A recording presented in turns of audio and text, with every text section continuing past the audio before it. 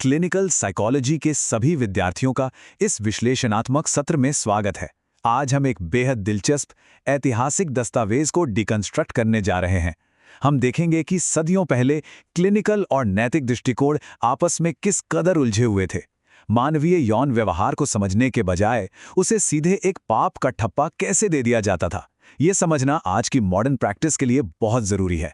तो चलिए बिना किसी देरी के सीधे इस सोर्स डॉक्यूमेंट के अंदर चलते हैं। आज के हमारे इस विश्लेषणात्मक सत्र की रूपरेखा काफी स्पष्ट है। हम दी टैक्सोनॉमी ऑफ ट्रांसग्रेशन के मूल ढांचे से शुरू करके पहचानों के समूहीकरण, पैराफिलिया और अंत में अजीबोगरीब मेडिकल विसंगतियों तक के सफर को कवर करेंगे। तो सबसे पहले बात करते हैं द टैक्सोनॉमी ऑफ ट्रांसग्रेशन की, जो जेन मूडी नोट सोर्स से लिया गया है। जरा कल्पना कीजिए, इस मुख्य स्रोत पाठ में कुल मिलाकर ठीक 34 अलग अलग शब्द हैं। और सबसे चौंकाने वाली बात क्या है, इन 34 पूरी तरह से भिन्न अवधारणाओं को एक ही अत्यधिक व्यक्तिपरक छतरी के नीचे धकेल दिया गया है। आज के मॉडर्न क्लिनिकल नजरिए से अगर हम देखें तो इन सबका एक ही ग्रुप में होना सच में हैरान करने वाला लगता है। अब आगे बढ़ते हैं और दी अनगॉडली सेक्स की रूपरेखा को समझते हैं, जो कि इस पूरे वर्गीकरण का आधार है। द अनगॉडली सेक्स यानी ईश्वरहीन यौन व्यवहार, ये उकसाने वाला शीर्षक इस पूरे दस्तावेज की नींव है। आज मॉडर्न साइकोलॉजी में हम बिहेवियर का एकदम न्यूट्रल या तटस्थ तरीके से डायग्नोसिस करते हैं, है ना?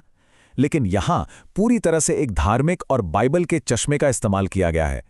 ये शब्द साफ तौर से दिखाता है कि इन व्यवहारों को किसी मनोवैज्ञानिक स्थिति के रूप में नहीं, बल्कि सीधे तौर पर ईश्वर के खिलाफ विद्रोह और पाप के रूप में फ्रेम किया गया था।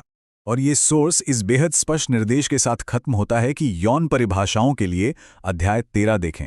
इसका सीधा सा मतलब ये है कि ये कोई मामूली रफ नोट नहीं था, ये अपने समय की एक बाकायदा निर्देशात्मक नियमावली थी। इसे हम आज की डीएसएम का एक बहुत ही शुरुआती लेकिन अत्यधिक नैतिक और धार्मिक रूप से प्रेरित संस्करण कह सकते हैं। चलिए अब तीसरे हिस्से पर नजर डालते हैं, जहां पहचान और ओरिएंटेशन का समूहीकरण किया गया है।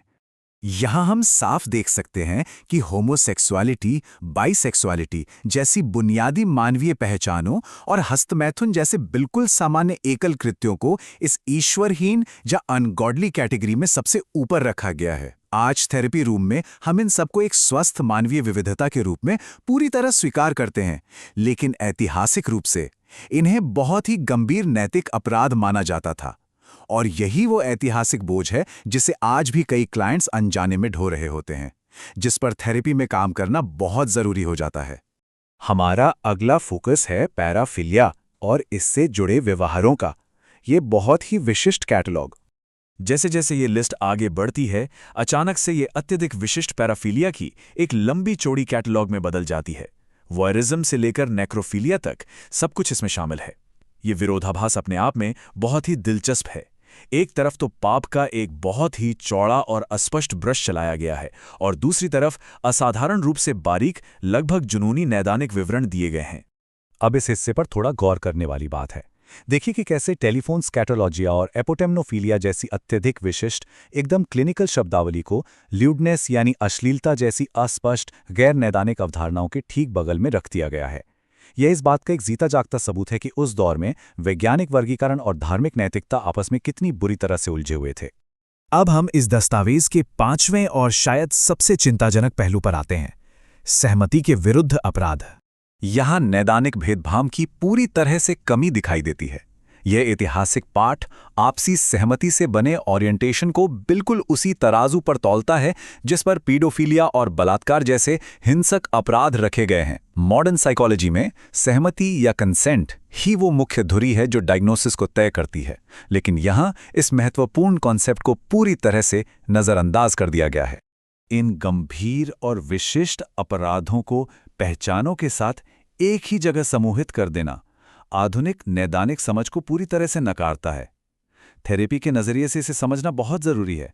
जब हम धार्मिक आघात या डीप रूटेड शेम से जूझ रहे क्लाइंट्स का इलाज करते हैं, तो हमें ये समझना ही होगा कि समाज ने सदियों से उनकी पहचान को हिंसक अपराधों के बराबर मानकर देखा है।